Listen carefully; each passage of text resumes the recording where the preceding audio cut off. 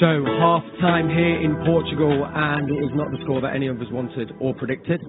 Manchester City 0, Chelsea 1. We are in the stadium. I am with none other than Nader Manua, Kevin Horlock. Gents, the feeling is a little bit flat. Obviously, that is kind of not the end to the first half that we wanted. A little bit of a shock to the system, I feel. Assessment of those first 45 minutes, Nader?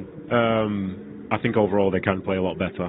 I think for Chelsea they're probably playing as good as they can play. So I think for City it's just a disappointment that say one or two players haven't necessarily played up to their full potential just yet. But I think when they go in at half time they'll be disappointed with themselves, disappointed as a collective, and I expect a strong reaction in the second half because, you know, these are the last 45 minutes of the season. You've got nothing to lose. Yeah, it's important to remember actually. I mean, Kev, it's not what any of us wanted, but I guess we take hope in that we've been here before a couple of times in this Champions League campaign, and we all know how it turned out. Yeah, I'm going to stay positive. We called 3-1, 2-1. That's their one. I thought Manchester City were probably better in terms of with the ball, but Chelsea have had the better chances. We can't deny that. They looked dangerous on the break, which we all expected. And to get a goal so late on in the first half, yeah, it's made it a little bit flat, but I fancy us coming out all guns blazing. I'm going to stick with it. Manchester City win this game. Yeah, we absolutely will, of course. There is, of course, though, the question that we have to ask now. You know, I've felt when watching it, I've been able to down there with my dad and my brother. We seem to be a body short a little bit in the middle at times. I've seen a couple of misplaced passes. Is there an argument to say, do we need that kind of Fernandinho or Rodri presence, Nader, or is it easy to say that when we're down? It's easy, I think it's easy to say while we're losing. I think in terms of, say, Chelsea on the break, then yeah, maybe that's a factor. But I think overall, in terms of what's going on in the centre of the field, I think Chelsea are trying to protect that section. I think they're trying to encourage City to go out wide. So maybe, you know, for some players in the middle of City need to realise that it's a trap because a lot of the counter-attacks have come from City giving the ball away in that central section. So I don't think it necessarily requires another body, but it requires a better understanding and, to be honest, to just be more clinical, to not waste the ball, not waste possession, because as soon as they win, they're all guns blazing, and they've looked very dangerous when they've done that. We talked about the attacking lineup, you know, in the statement of intent from Pep Guardiola, Kevin. But I've noticed, you know, Mahrez not really in the game. Foden's felt a little bit isolated. Kev's not been able to kind of get on the ball in the positions we want him to.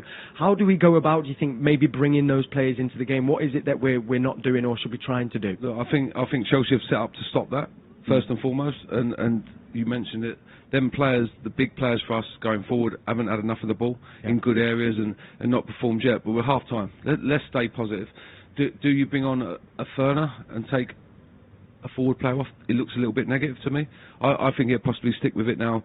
Hopefully be front foot. Hopefully get them players that we've mentioned on the ball, higher up the pitch. We've threatened. We have threatened. But no end product as yet. But I think it's going to come. I think the key thing here for me is the fact that City know they can get better. You know, for Chelsea, like they're happy with that first half performance. But I think if City do get better, I think they become more clinical, and I think they go out and win this game. You said about maybe bringing on a Fernandinho. I think there's a player that we're all maybe looking to. Nader, if we didn't want to do the negative options, you say, Kev, we want to do the positive. He's itching, yeah. He's like, this scoreline now almost tees it up, doesn't it? Like Sergio Aguero he's ready to go. He's motivated. He knows he can make a big difference, and he always scores against Chelsea. So I would absolutely love to see him out there, but you know the timing's got to be right. The timing really does have to be right, and here in the stadium, I mean, the fans have been in fine voice. You know, actually, you know, from both sets, it has to be said, to be fair. But I do feel, don't know about you boys, that City have had the onus, I think, when it comes to the big choral singing. Okay, that is it from us in Porto. Nader and Kevin, thank you. Nat and to the team back in Manchester, you're still looking as beautiful. And as Kevin said, we're keeping it positive. We'll turn it round. Let's hear what you guys made of that first half performance. Keep the faith. Thank you very much, Kel. Thanks, Jen. So they're looking a little bit flat there. We get that. We understand. But you are in the right place now if you want to get a quick pickup, because we are surrounded. I am currently surrounded by two gentlemen who know exactly what it's like to be losing, but then to bring it back and to win and to have that moment of glory. So you are in the right place for a instant pickup.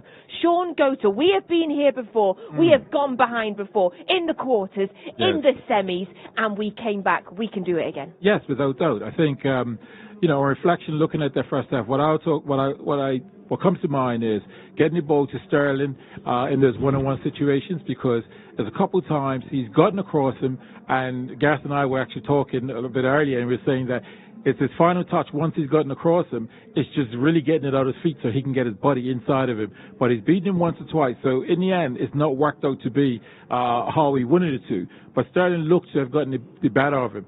Since then, he's now been able to press a bit further forward, and Reece has been able to show a bit of his offensive game. And I think we need to get the ball to Sterling. Nathan mentioned earlier, De Bruyne, Foden, these guys get the ball in these pockets, facing forward, and then we start to see City. Yeah, it's a fast game. It's been a bit frantic. It's been open. It's been end to end. But I like what Nathan said there, Gareth. I feel like Chelsea are playing at the best that they can, and I feel like we're not yet. And that is a positive if we're looking forward. Yeah, well, I think he was spot on. I think, like you say, I think that Chelsea have kind of assumed a bit more pressure as the half has gone on, and the goal that they scored was classic counter-attack that they were looking for, but it was more of a build-up, and I think it was that chip ball from Mendy into the wide player, into the fullback, and Carl's got attracted to it, and then all of a sudden Alex is not covered across. John's gone across, Ruben's gone across, and the gaps in between were quite big. So it'd be disappointing from that perspective, but I think, look, the positives are City have controlled most of the game. We need to try and create a few more chances around the edge of the box. Phil got in once, which was good to see, but they've lost Silva. They've lost their talisman, their captain. I think it's not a time to panic. I think let's keep moving the ball around like we are doing. Just make sure we don't make those kind of unforced errors and then allow them the counter-attacks, because they have got dangerous players.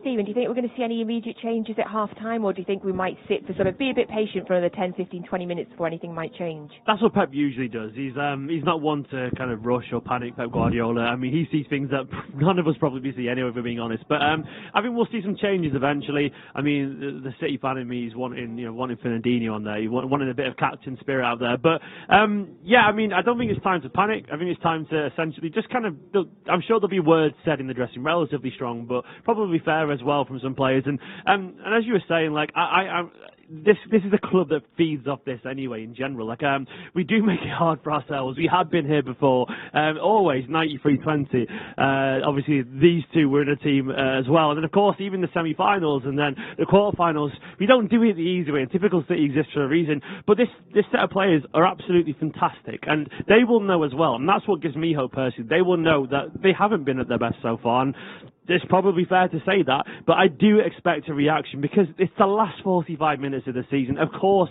there will be a reaction from these players, and we will get a chance. And then it just comes down to a little bit of quality. But if anyone's got that, it's De Bruyne, it's Foden, it's Mahrez. Let's get Gundogan a bit higher as well, so I would like to see personally. And Pep said as well, didn't he, that there's going to be moments in a final like this where you're going to suffer. Let's hope we don't suffer too much more in the second half, but, you've got to accept that. They're a good team, Chelsea. Yeah, I mean, if you're sitting in that dressing room right now, you look around. If you're in a game like this, you're halftime, you're 1-0 down. If any dressing room you want to be in that Man City dressing room, because you could look around to your left, right, straight across from you, and you have got winners, and that's an important part. And these guys have proved it time and time again. They've proved it before, so I'm sure they'll do it again this time. With your managers, yes, we will. Why do it easy? I love that. Why do it easy? Come on, let's. It's boring that way. It'll be fine. With your manager's head on, what do you think is happening in the changing room now at halftime? What sort of talk do you think Pep is giving? And are the players talking to each other as well? What do you think's happening? Yeah, I think so. I think this team's been together for a long time now. Pep's got an established dressing room. He's got good characters in there. I'm sure he'll be really strong and he'll be vocal in what he wants to see. But certainly they're the players who, Pep will always say that they're the ones who've got to go out and cross the white line, and they have to be in control of one another and control of the game. And I think that you've got real good leadership within there, not just with Fernandinho, we've got other really good leaders in there, and they've played in these big games. They're used to being here, and they're used to winning trophies. So this is a bump in the road, and hopefully we can go out in the second half and establish our game and turn it around. Absolutely, absolutely. Now, we know wherever you are in the world, you're feeling this pain right now. We are sending you our good wishes. We're sending you positivity. We're sending you the spirit of 99 from the We're Not Really Here studio. That's Braden and his dad.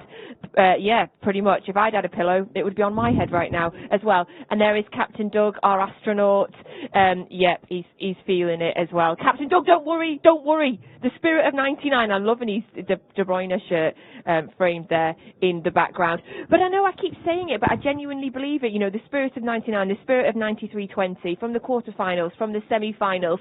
If we are a club that can come back and go on to win, it is us. If there's any club, it is us. I still believe. Sean, what are you expecting is going to happen in this next 45 minutes? I expect a lot more control. I think the one thing Pep will be disappointed in is the amount of possession Chelsea's been allowed to have. That's with us giving the ball away. So therefore, they've been able to counterattack. So I think he'll be saying, listen, when we're making these passes, these threaded passes in the midfield, forward in that middle third, we have to make sure that they get there. And that will reduce the amount of times they're able to counterattack us. I think that'll learn. He'll want the players to continue as is because that'll give us more confidence. The more we're on the ball and the less they are, the more they become a counterattack team, meaning get it and try to counterattack because they've had it so little.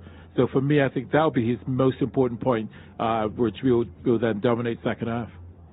And just a quick word on the atmosphere here as well, gents. I mean, it's absolutely incredible, you know. To all those in Porto, you lucky, lucky people, we hope you're having, you know, enjoying it as much as you can. We can hear you singing, we can hear it wherever you are around the world. But here in Manchester, Gareth, the atmosphere is incredible. Yeah, it's amazing. I just want to see a goal. I mean, if we score a goal, this place is just going to erupt, and it'll be amazing to see. So fingers crossed we can get there because it's there's positivity still in there. You can see it with the crowd. There's real positivity, and hopefully we can. Yeah, look at the sun setting over the top of the Etihad there.